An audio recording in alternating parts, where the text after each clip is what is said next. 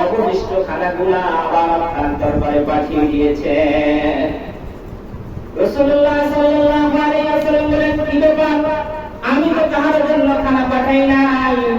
তখন ওই সাহাবী দুইজন বলছে, পুরো ঘটনা খুলে বললেন, ইয়া রাসূলুল্লাহ, এই আমল থেকে একটা জামাত মদিনায় আসার পরে তাদের সাথে খাবার দাবার যেগুলো ছিল সবগুলো খতম হয়ে গেছে। এক পর্যায়ে আপনার কাছে দুইজন প্রতিনিধি পাঠানো হয়েছে, তারা গিয়ে আমাদেরকে খাবারের আশ্বাস দিয়েছেন। তারপরে এই খাবার আমাদের কাছে গিয়ে পৌঁছেছে, আমরা সকলে তৃপ্তি সহকারে খেয়েছি, বাকি খাবারগুলো আপনার দরবারে নিয়ে এসেছি। রাসূলুল্লাহ সাল্লাল্লাহু আলাইহি ওয়াসাল্লাম বলেন, ভাই, এই খাবার তো আমি তোমাদের কাছে প্রেরণ করি নাই, বরং তিনি প্রেরণ করেছেন যিনি সমস্ত প্রাণীগুলোর রিজিকের দায়িত্ব নিয়েছেন। সুবহানাল্লাহ।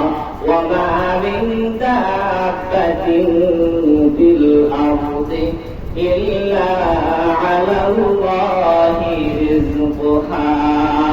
রিজিকের দায়িত্ব কার? আল্লাহ। আপনি বলবেন না, রিজিক না করলে, উপার্জন না করলে খাবো কিভাবে? সেজন্য হারামও খান, হালালও খান।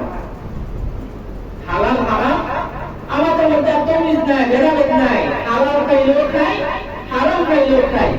কেন? বাস্তবে অনাহারে থাকলে মারা যাবে। অনাহারে মানুষ মারা যায়? যায় না।